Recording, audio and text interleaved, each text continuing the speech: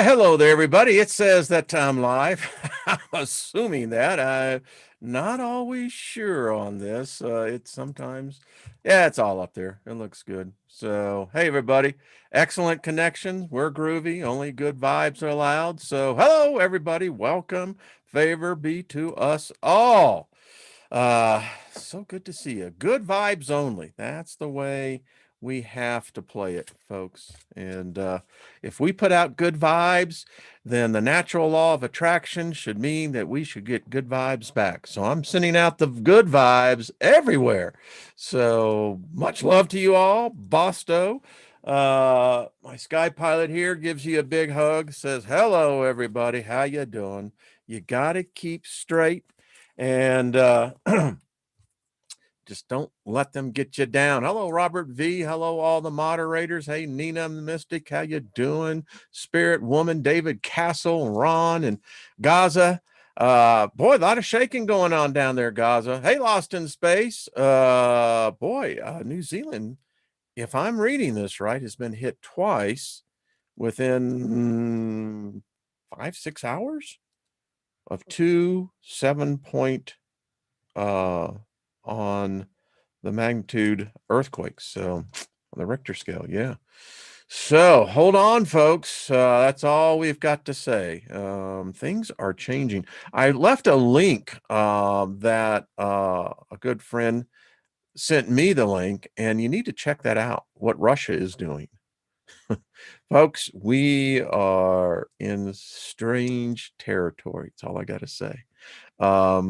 Yeah, happy birthday if you haven't one, and enjoyed the show there last night, Robert, with your guest there, David. It was quite a uplifting discussion. Things are not what we think they are. Gaia, what's up? Hey, I got your email, and yeah, let's do that. We're going to do that. Hey, Kent Cook, good to see you, brother. Let's see who else is all here. Lots of people, it looks like. So listen, tonight on the Steiger Perspective, if you so choose, over at artistfirst.com, 10 p.m. Eastern, 8 p.m. my time, Mountain, 7 on the West Coast.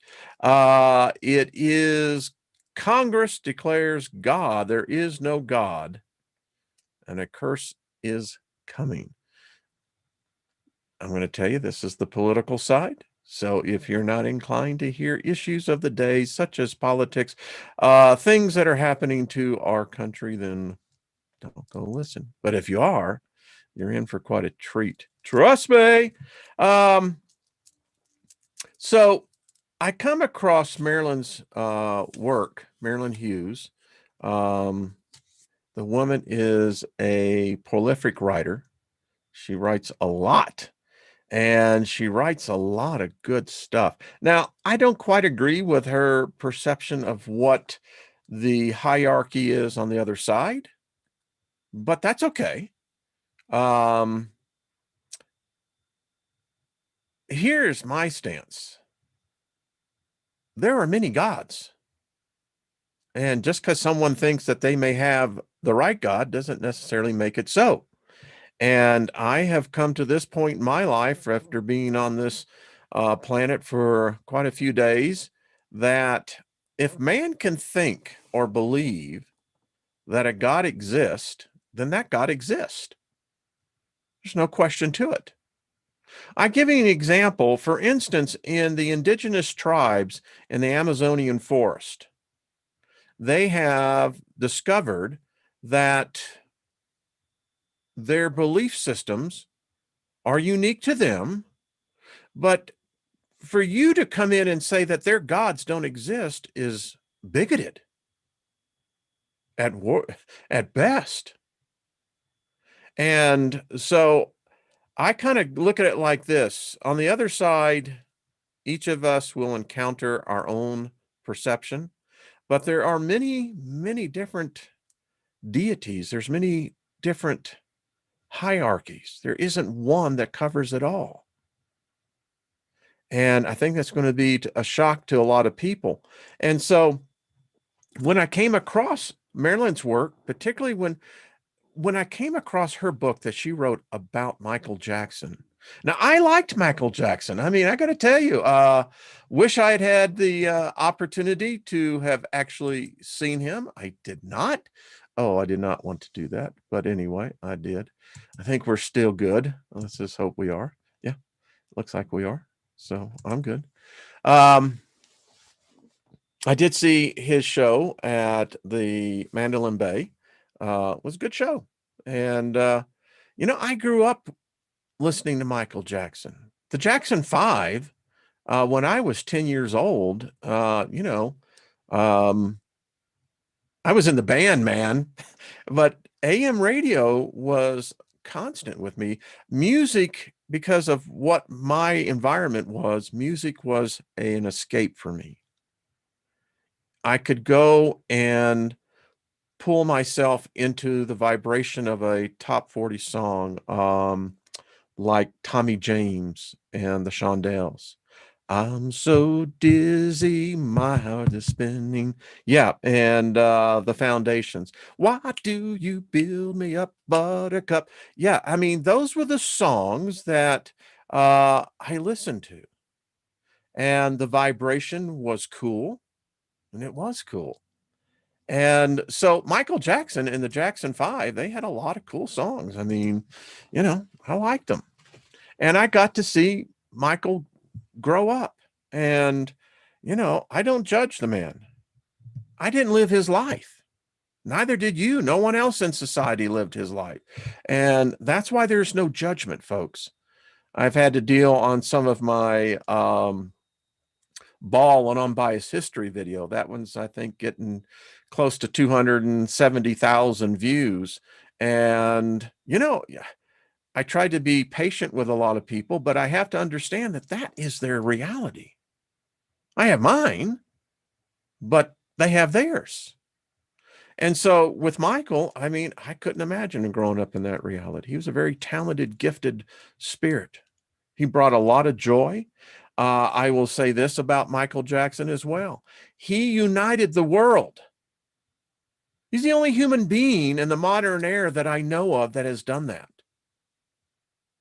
Now, I think Queen did a pretty good job at the Live Aid's concert, but that's neither here nor there. But what Michael Jackson was able to do was to bring diversity of opinions, points of view, lifestyles, and allowed us, if it was only for 3 minutes, but in this case, hands across the world, his joining hands was huge. We need that today. I wish we could have that today. I don't know if that's possible. But in any case, when I came across Marilynn's work, that she encountered him over in the afterlife. Now, let's get right to it, because it is, I think you're going to find it. This is on PDF if you so wish to want a copy. This is, again, Merilynn Hughes' work. This is Michael Jackson, The Afterlife Experiences. She comes in and says that she was never a Michael Jackson fan. She said on the very night of Michael Jackson's death, I still remember that. I remember I was in my office and they were breaking in with Fox News and everywhere, And the one thing I always will remember about the story of Michael Jackson and his departure was that he told the guy that gave this to him, his doctor, he said, "I'm dying. I don't want to die. I'm dying." And there it goes. So she goes on and says that she wasn't a fan. She knew of him and some of his music, but had never really spent much time or effort looking into his life or the troubles. Now, she has this foundation that's called the Out of Body Travel Foundation. I love that. This woman she's very wise. So I'm just going to skip, because this is a long book. I mean, it's 452 pages. No way we're going to get through that, but it's going to be, I hope, enough to show that what we think happens to people when they cross over is not what really happens. I mean, it's like Trina seeing Brian.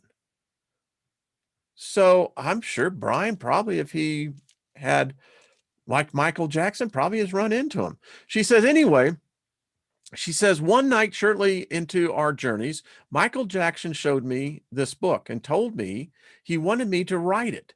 He was very specific, showing me how he wanted to cover to look and the manner in which it should be written. My response to him was not good, to say the least.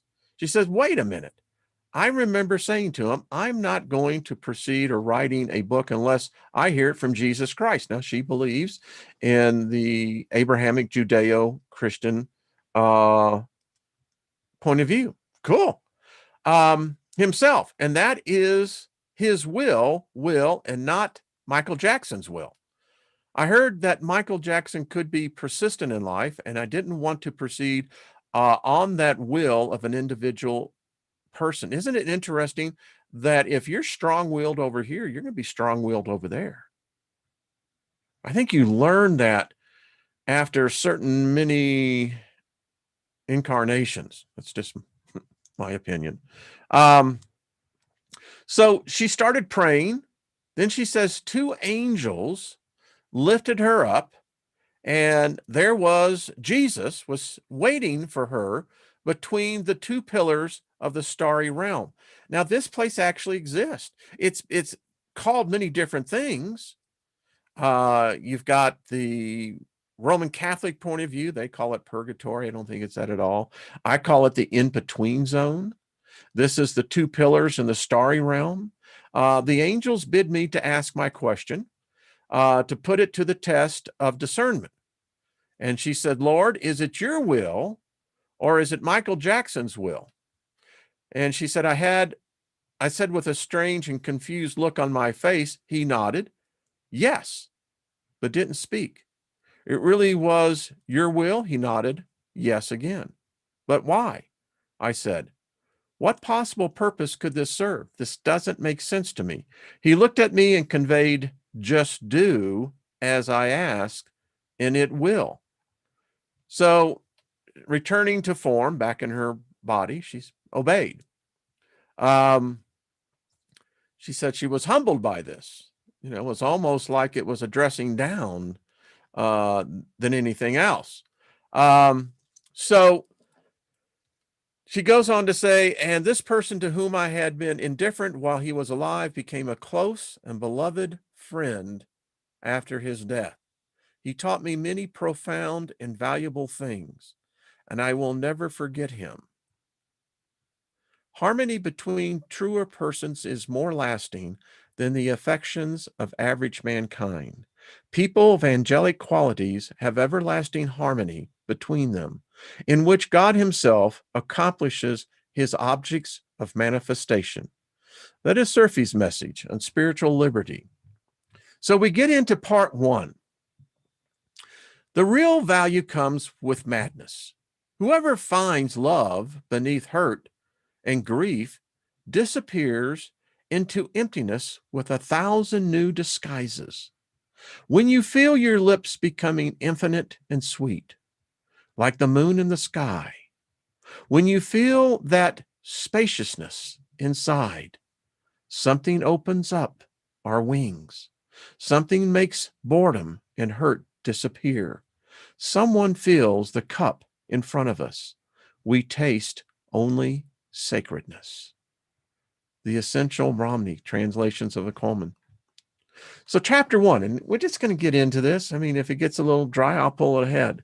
Because folks, this is why humanity's been taught wrong about death. It is special to be in this realm. Absolutely no doubt about it. You'll look back, we'll all look back and go, man, I really dug that. There's different laws, different realm in the spirit realm. But nevertheless, I still contend that the organized religions of the modern era have so polluted and perverted what really is waiting for us. And when we get these small glimpses of such gifted individuals as Miss Hughes here, we should not merely be so cavalier and say, well, isn't that just cool? No, let's hear what he has to say. I believe Michael Jackson is still a living spirit being. I had no reason not to believe it. She said, I heard the news much like everyone else. Michael Jackson had died, and it seemed like an impossibility. Such an untimely and tragic end to a brilliant but troubled life. Because I hadn't before been a big fan of Michael Jackson, what would happen next came to me as somewhat a surprise. This is presented just my own, this is presented just in my own personal experience, not stated as factual or absolute in any way. I love this woman. She's transparent and she's honest. That night, barreling through space towards an ignominious and barren black hole, my spirit shot through it and into a place I call the galactic heavens. The galactic heavens are a trip into another dimensional reality of space, wherein the soul is actually emerging into the universal realms of heaven. Remember, according to Paul, there are 7 levels of heaven.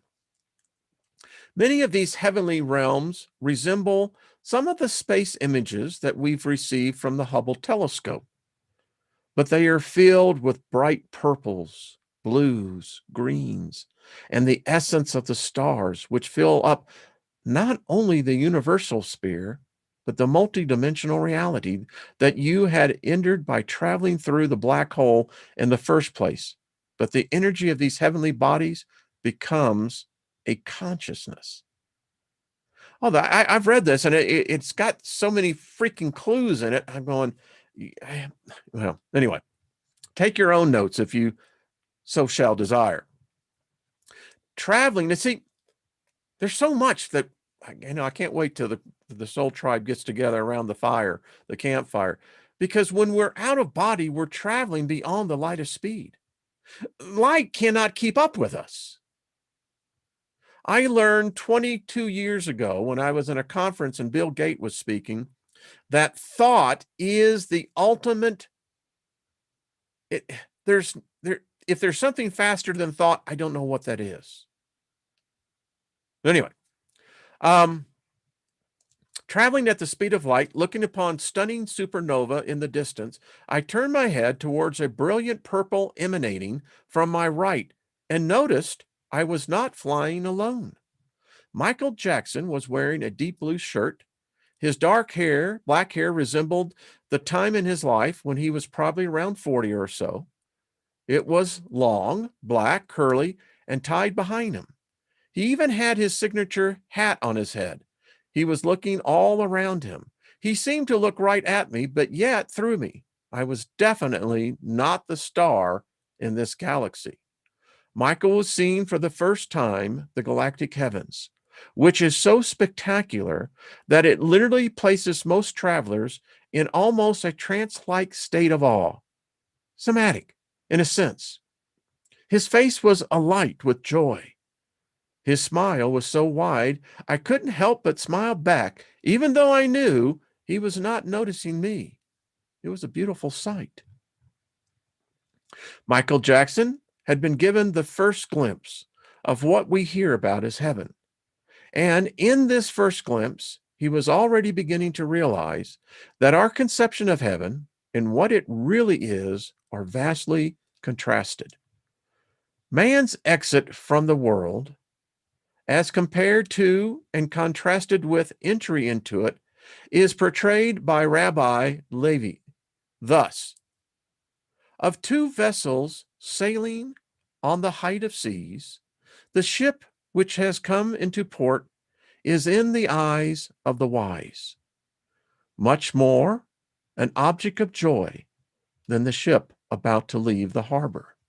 Even thus should we contemplate man's departure from this world without sorrow or fear, seeing that at death he has already entered the harbor, the heaven of rest in the world to come.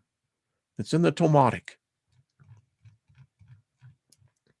Chapter 2, Michael Jackson's Spiritual Childhood Revisited. The following night, my spirit was taken to a beautiful green place.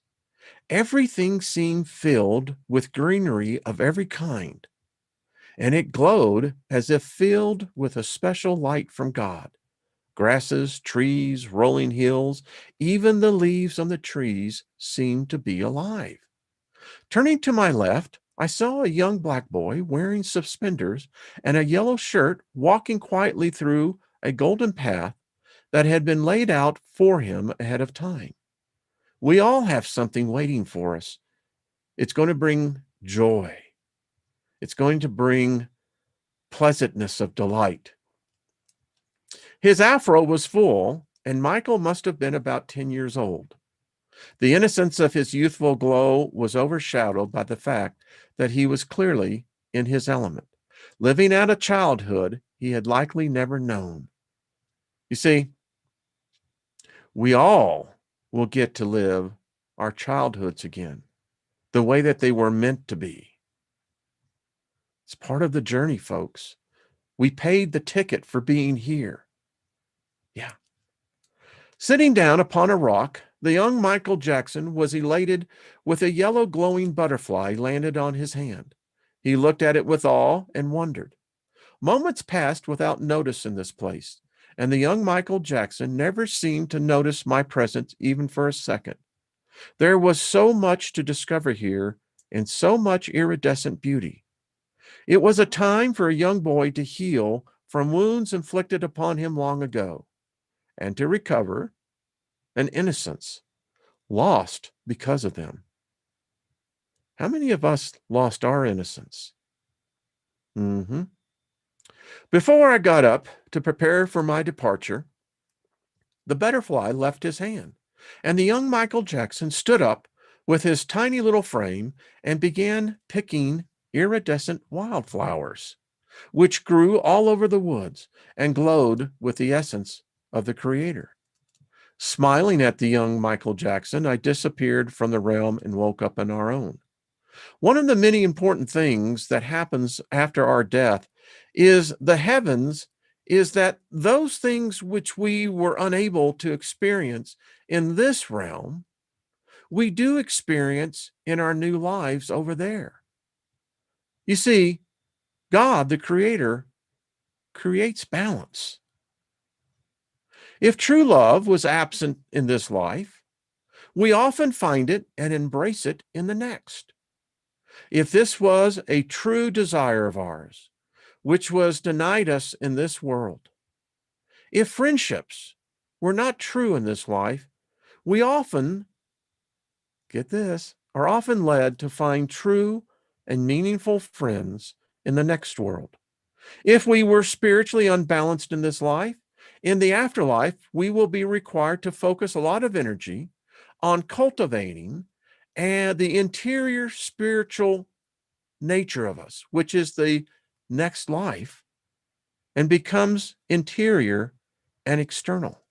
Because the physical is dropped away and the spiritual becomes everything, both internal and external. There is no more mask to hide from.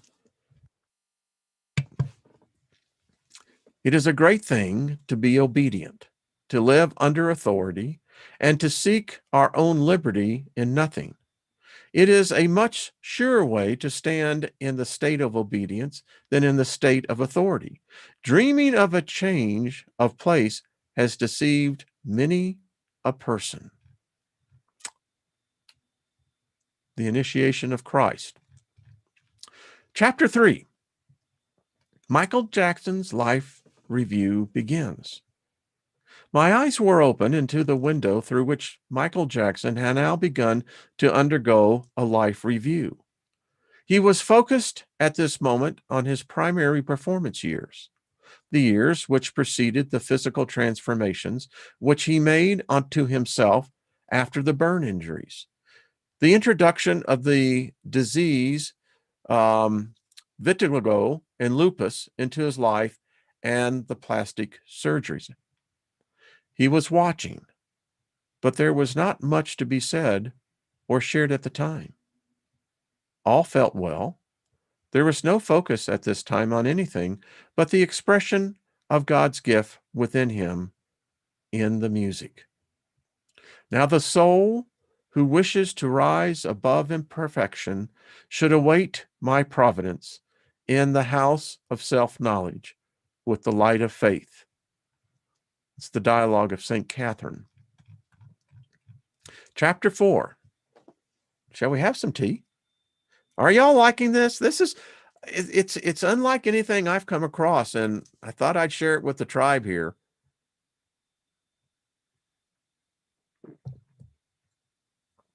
Something resonates about her writings that I have a sense. About a week later, I saw Michael Jackson again. He was in a gathering hall surrounded all in white. No walls, ceilings, or boundaries, just endless white. Approximately 100 souls were present, including myself. He was smiling with such joy emanating from his face. Happiness was just emanating from every pore of his body. From across the room, he looked my way with an earnest appeal. He wanted to convey something important to me. This was a gathering of souls who had been given unique purposes on earth and were supporting one another, like a support group. But there was food and a party-like atmosphere. It was a celebration of a job well done. How many of us got a little party coming? Uh-huh. Come out of the beach. That's all I got to say. He wanted to convey to me the understanding that he had about some of the difficulties I have faced and continue to face in my life. Many of these challenges include the physical infirmities we both bore privately while attempting to keep the public persona in place. The other included the difficulties we had faced with relationships and marriage. Although he had been married twice and divorced, I had been married my entire adult life. But my situation had been difficult as well. Due to issues of abuse, we remained separated much of the time. And because of my serious illness, divorce was not an option. It seemed I was destined to remain separated, but never divorced until the day I might also die. We both shared the inability to experience true love in our lives and the need to press on despite physical suffering and pain, which we both felt a need to keep hidden because of the lack of understanding of those with whom we might come into contact. He understood my challenges, and I in certain ways understood his. In confidence, he conveyed to me that all would be well. Suffering and certain trials often accompany the works of the Spirit. I was filled with a sense of peace about things in my own life, which didn't ordinarily convey a sense of peace to any person. It was a profoundly peaceful but joyful place with no judgment.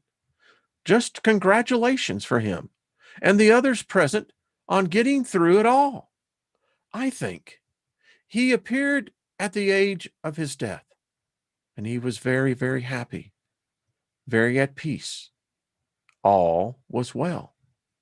I guess one way to explain it was that amongst these 100 or so souls in the room, each had been given profoundly different tasks. Most of these people were not famous, some were, but the vast majority of them had been given difficult unseen task, excuse me. There was a mix of all of these things. Many of them had undergone huge trials during their lives, and I felt this overwhelmingly sense that there was complete understanding of the causes which led to many of the difficulties they had all experienced. Doesn't this hold true for all of us? In a sense, they were all celebrating that they had all undergone tremendous suffering and trials. They all handled it the best they could, and it was all understood here.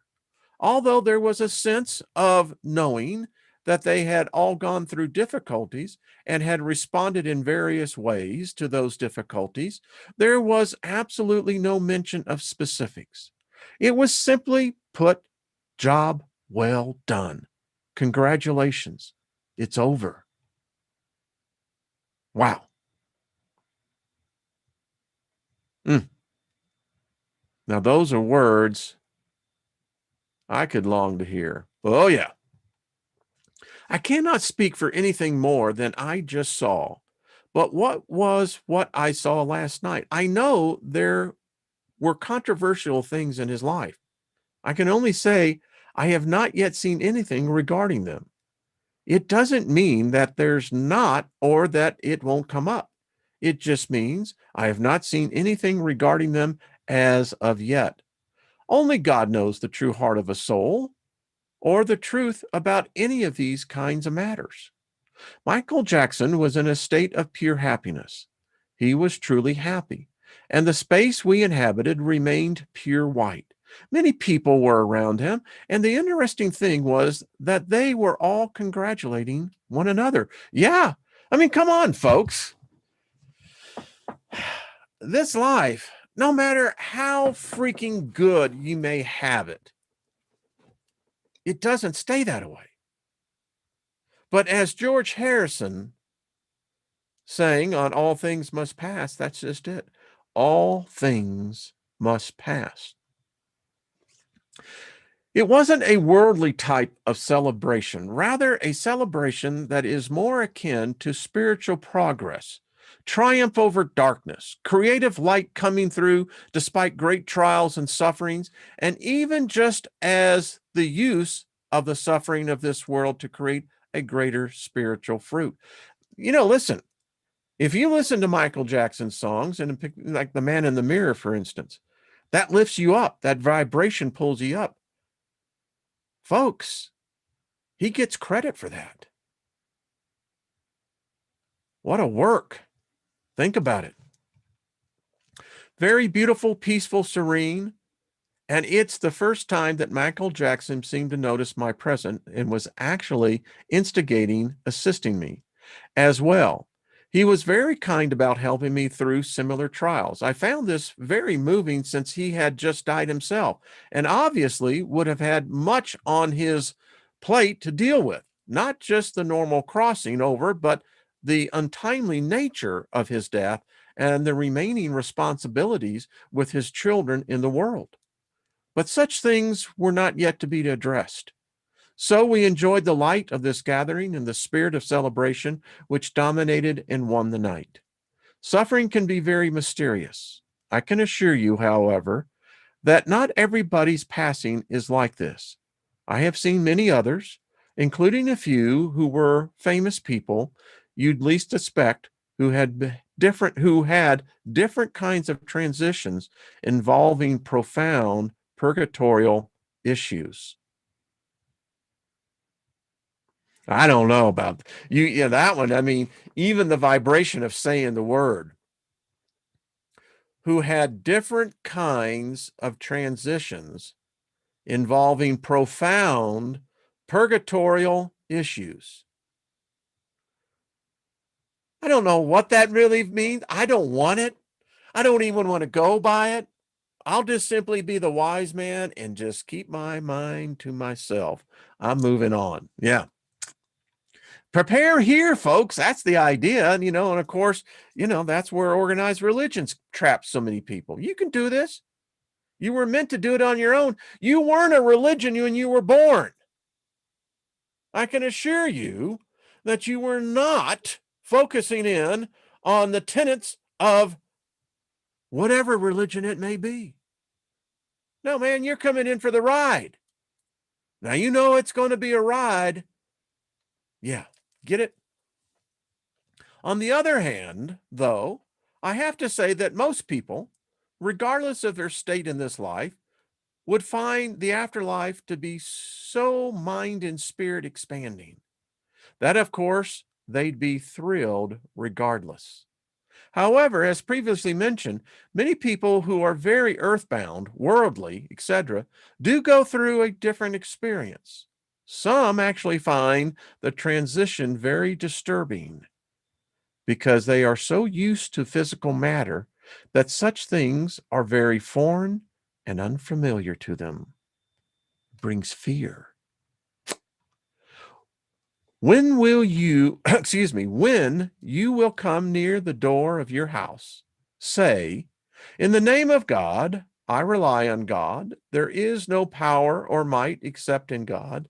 O Lord, I seek refuge to thee that I may not be misguided, that I may not misguide anybody, that I may not slip, or that I may not cause anybody to slip, that I may not be oppressed, and that I may not oppress anybody, that nobody may ascribe ignorance to me, nor may I ascribe ignorance to anybody. I seek refuge in you from all these matters. Profound. Michael Jackson's unique gift is revealed. Now, by the way, this is a trilogy. Anyway. About another week had passed since Michael's death. We were about 3 weeks since his crossing, and I had another experience which may be a bit controversial, but I'll just share it. I like controversy. Habitual line stepper, yeah. My kids and I were up at the stations of the Cross Shrine in San Luis, Colorado. One of the things I noticed at the top of the stations of the Cross Shrine was that the monks had mixed in tiny little turquoise rocks with the regular desert sand up at the Resurrection of Christ station, the 15th. It stood out because it was bluish green amongst all the dry, sandy dirt. Last night, Michael Jackson was compared to that turquoise in the mystical realms. As I looked upon the scene at the 15th station in the mythical realms, it was told to me that we don't appreciate the gifts of others until they are gone. Wow. We often tear down the gifted rather than stop and notice when someone has an obvious God-given talent. We don't take notice. It was like taking notice of that turquoise. They were just tiny little specks of blue thrown in with the desert sand. They were literally about 2 millimeters at most in size. You only saw them if you looked really closely. But it was like taking notice of the turquoise. It's special. But maybe that's why we do it, because we all want to be special. So when another person is more gifted than us, we don't want to see it. When someone is touched by God, we don't want to look. We'd rather tear it down in order to make ourselves feel better. Boy, these are truth bombs going off everywhere here. I can feel it.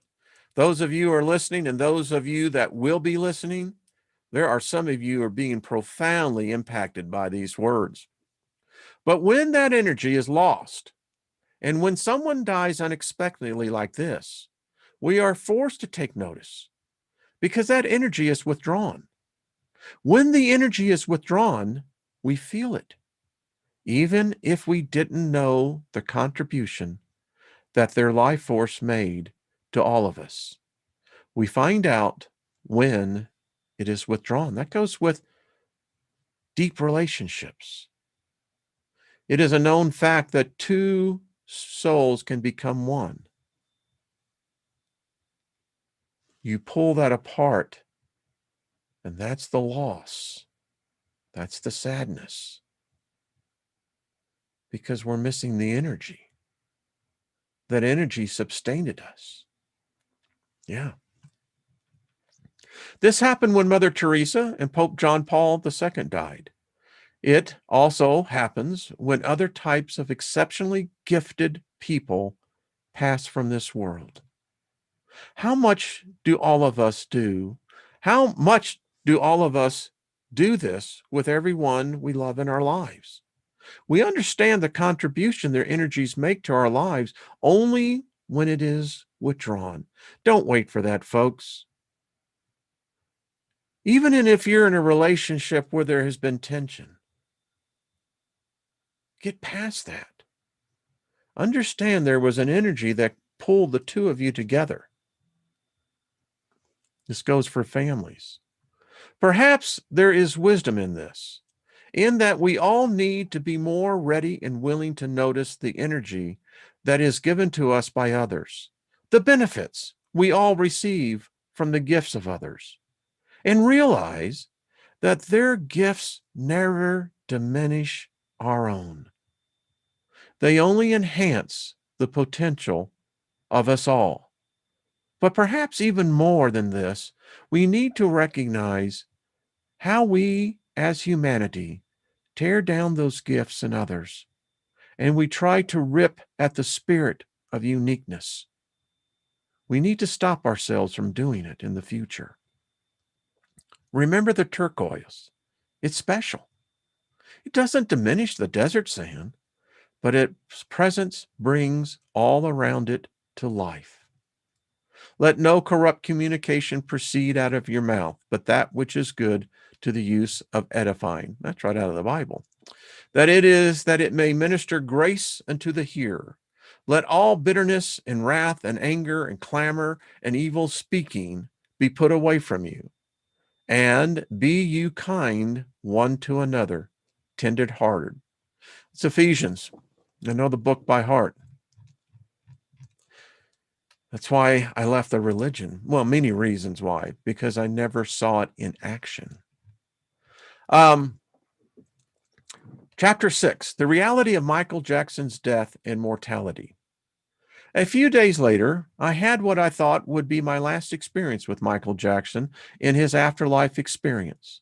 I didn't share it immediately because it was difficult to watch and would be hard for others to hear, although it truly expresses in its essence the truth of the matter that we are all shadows in this world. Think about that. In it, Michael Jackson's body was now undergoing the natural process of decomposition. I was looking upon his body at about the 4th week point, and it was decaying. The bluntness of this vision was heart-wrenching and sobering, but it was real, the simple and solid truth that we must all face. We are dust, and to dust we shall return. A voice from above said, "His body is now decomposing. It's time to move forward." After that message, I did. A few days later, Michael returned to me in an out-of-body experience for what I thought would be his final encore, although I was mistaken. He sat down next to me at a computer and showed exactly how he would like me to do a montage of his work on world peace as a response to a page in our website, The True Face of War. A group had gathered around us. Some were people I didn't know. Others were well-known mediums who also wished to communicate with Michael.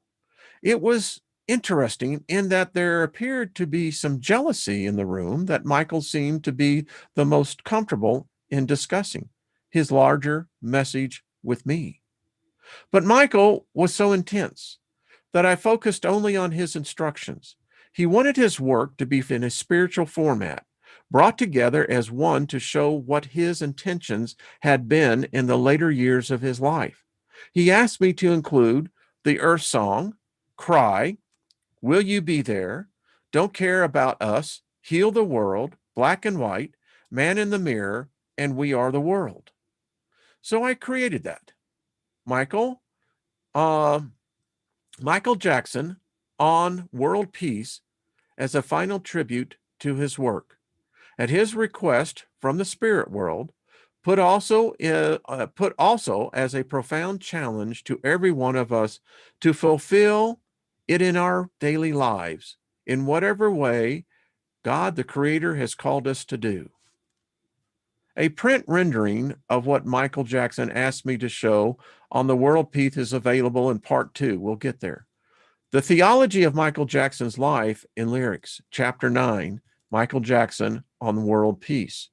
Isn't it interesting that I find that if you have a cause here, healers, there are many of us who are healers. We're going to be healers over there too. Did you think you were going to be miraculously healed if your spirit or soul is damaged? Don't work that way. No one gets a free pass. No one. In the summer days of life, I gather nectar from the blossoms of sweet qualities that grow in the garden of human souls.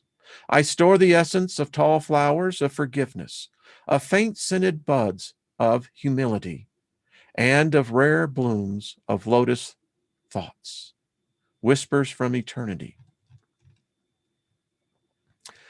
Chapter 7, Michael Jackson experiences purgatory. Wow. Bet you didn't see that one coming. About a week later, I began experiencing a different part of Michael Jackson's journey, the purgatorial portion. It was very interesting. One of the first things I noticed as I entered into the private suite with him was that he had an entourage. Inside what would be a model of a home, his entourage was surrounding him even here in the afterlife. You see how the energy, folks, it carries over. We are already building our own afterlife. Yeah. um, but they were not just any kind of entourage. They were about 4 people who were actually spiritual teachers in disguise. He was now very timid. There was a clear distinction between his stage and private presence. His legs had been replaced by prosthetic devices all the way up to his hips. It was clear that he was undergoing some type of purgatorial experience involving working through physical pain, but emotional pain was also present, and it could be felt to the point of being palatable in the room. As a result, I approached him very cautiously because I could tell this was required. He was almost like a scared child. The first thing I asked him was about the legs. So you had to have prosthetic legs put in? What happened? He looked at me as if I were obliviously stupid not to know. I have lupus too, and said, of course, with all the dancing I did, and you know how the muscles and ligaments shorten away from the bones, it was very painful. As he said this, he was showing me on his prosthetic legs that he had suffered from a condition known as ligament islacticity.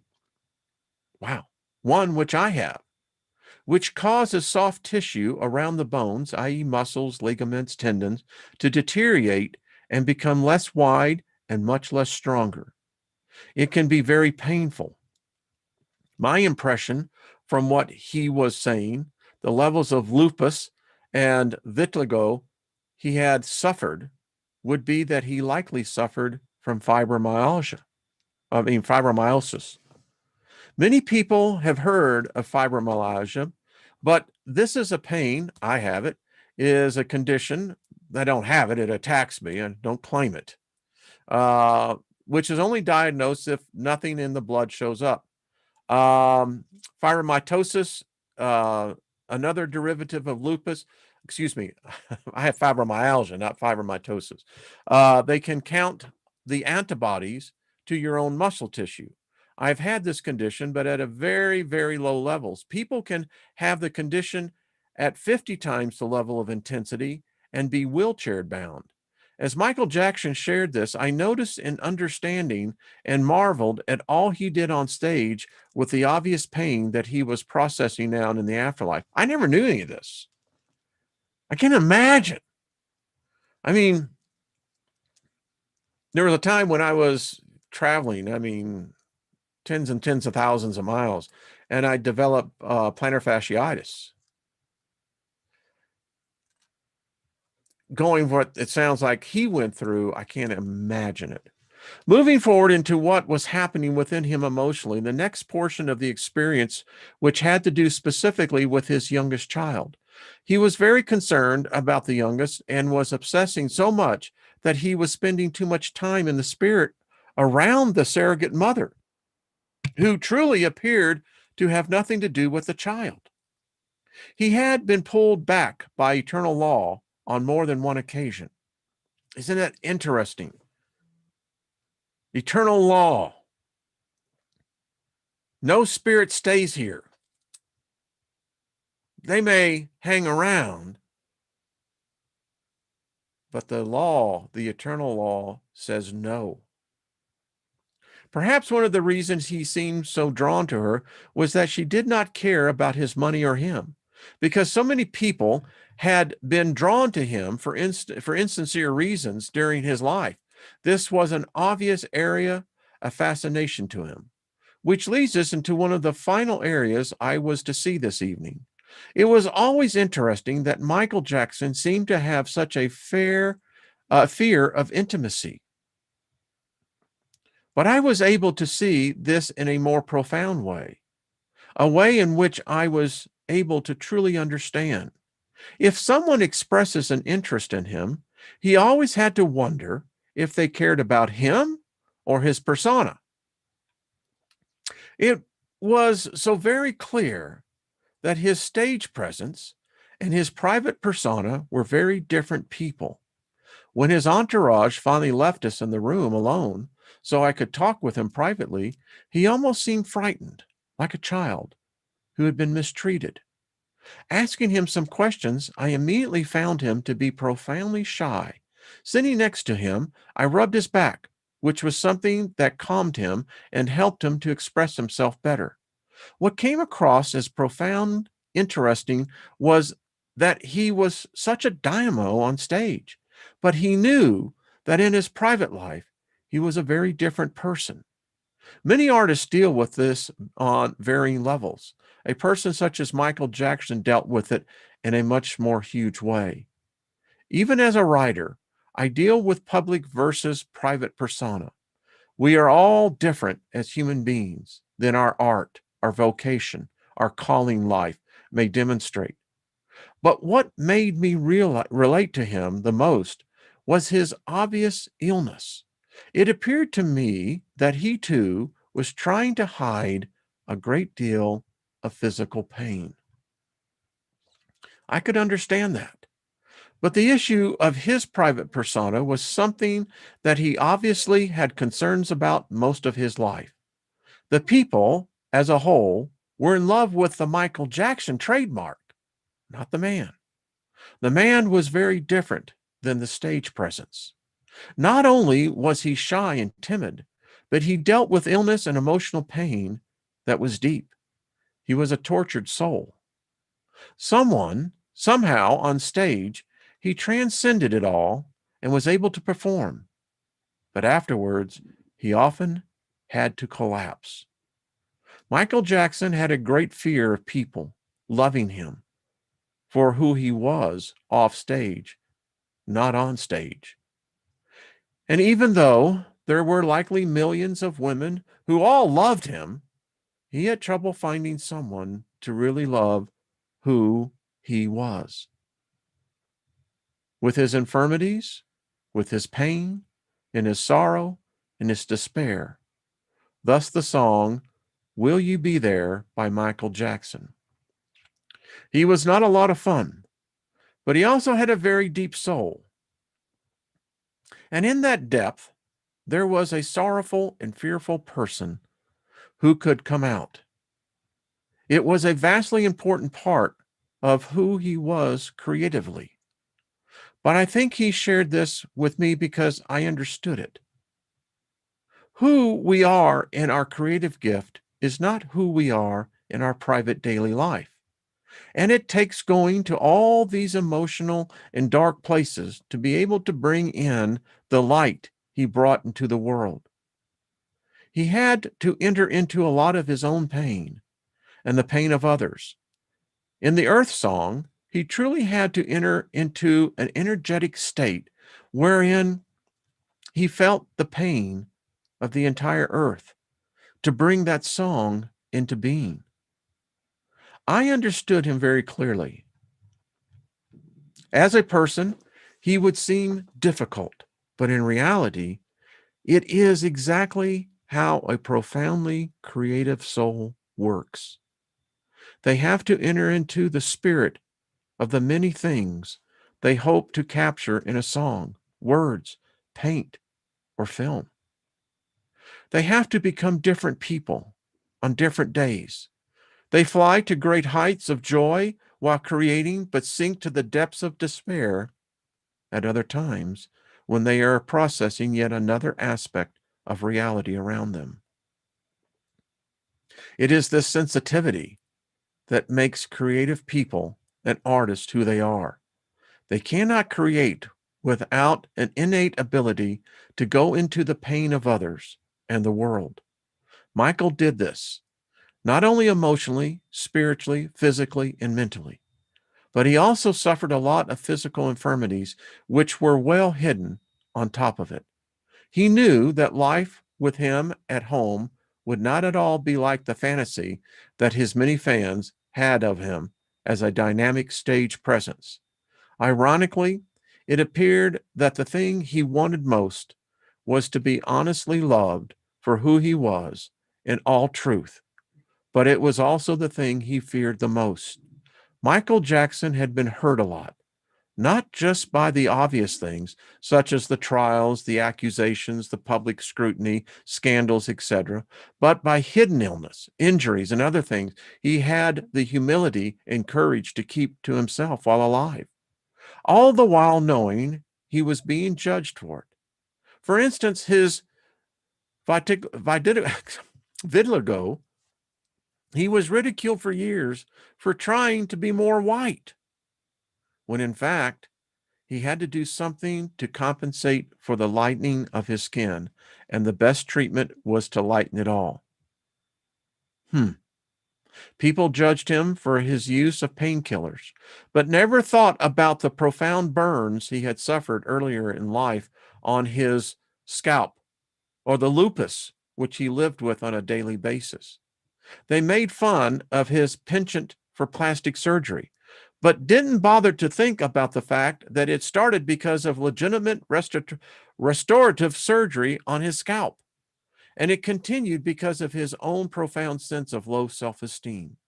He never felt that he looked good enough. So at this moment, he is with four spiritual teachers who are posing as the entourage, and in a purgatorial purification space where he is working through emotional and physical pain he experienced in his body and heart. But he's also working through the loneliness of never finding true love in his life. Or, if he did, he never experienced it fully because he didn't feel he could trust it at the time. Michael thoroughly enjoyed the love that was sent out to him for many weeks after his death, but he still cowers at the judgment which was also sent towards him by others. It was said to see the pain, the frailty, the fear of people, but it was also all understandable to me. I understand much, not all, of the pain because I have similar medical conditions, but I am certain he experienced much more pain because he had to remain the domino on stage with the conditions. It's easy for me to see how someone with the pain, he could easily become addicted to prescription drugs. But I have been blown away by the reports of just how much he used. It is a shame that his own doctors didn't help him manage his pain more, rather than managing his addictions instead. It is, it is, was, it, excuse me, it was then sad to see the scared little boy, afraid of intimacy, but yet wanting to experience it more than anything, but yet unable to trust. This was due to his childhood abuse and the experiences he later had being used by others who wanted to be near him for the sake of his persona and not his person. But to be totally fair, he was also in this purgatorial realm undergoing a purification of all these things in part because he had also used people back. He liked that special attention he received, and he did get very used to being treated differently than other human beings. Part of his purification would involve him becoming more like the rest of us again in his own mind, spirit, and soul. Until it's in your mind, your spirit, your soul, your reality will be what you're creating right now. And it would be then that he would become more able to reach forward in humility towards God, who had gifted his soul with so many gifts. He had been reaching towards God in his life, but he had difficult finding him, her, in part because he had become too much of a God himself. It blinded him a little bit. But what comes after is yet to be seen, because we all we know is that which we have seen. And again, this is just my experience, not stating it as factual or absolute in any way. It was an honor to meet the real Michael Jackson, the person. He was a vulnerable human being who wanted to trust but had great difficulty doing so. He suffered a lot during his life, but very bravely did not reveal it much to his audience. It must have been very difficult to do what he did as his conditions progressed, but he did it anyway. As to the entourage, this is a very common ruse in the spiritual world shortly after death. Guardian angels, spiritual teachers take on whatever persona is necessary to reach the person they must help. I've seen mental patients who would only respond to police officers, so their guardian angels became police officers. This is very, very typical. They are disguised as an entourage because it's something with which he's comfortable. It does not change the fact that they are his spiritual teachers and guardian angels and will be working with him continuously as he passes through this plane. Your joy is your sorrow unmasked, and the self-shame, same well from which your laughter arises was oftentimes filled with your tears. And how else can it be? The deeper the sorrow carves into your being, the more joy you can contain. When you are jealous, look deep in your heart, and you shall find it is only that which has given you sorrow that is giving you joy. When you are sorrowful, look again in your heart, and you shall see that in truth you are weeping for that which has been your delight. It's from the prophet.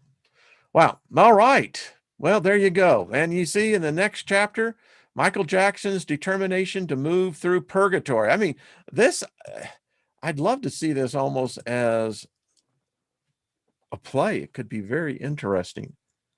But anyway, for what it's worth, may not be everyone's cup of tea, but I got to tell you, um, I think if we only became more open-minded, there's obviously later in the book, there is a bridge that mortals and the immortals can convene, but that's later in the book. Well, there we go. So what's going on? I'm seeing all this. Wow, it's late. All right, folks.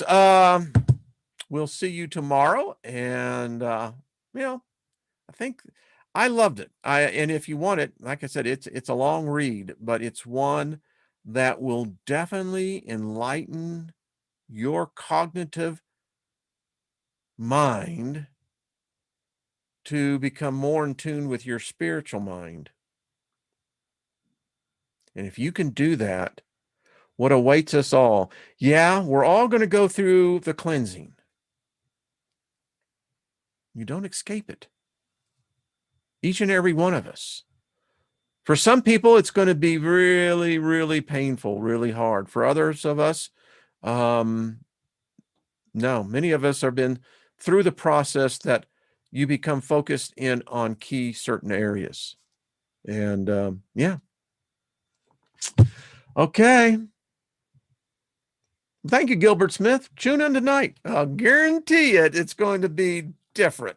All right, folks, much love to you. We'll see you all tomorrow with the group. Thank you, Jenny, with Nina and Jennifer and Steve and me. And we'll need to eventually get someone to be the fourth person. Thank you, Deborah Truex. It is. It's an interesting listening to, isn't it? It's to me, it's just reassuring. I actually feel like I'm living it when I'm reading it. It's interesting. Okay. Well, thank you, Robert V. Appreciate it, buddy. Hey, there's Lucky Stone, our walking philosopher. Lucky, I have a great deal of respect for you.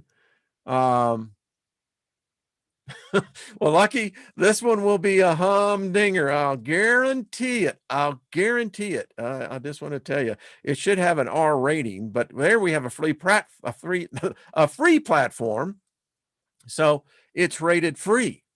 But I'll guarantee it's going to. It's the political side of the Steiger. All right. Much love to all of you. Thank you for tuning in. We'll see you with the group tomorrow. Be good to yourselves. Love yourselves, and just make sure only good vibes.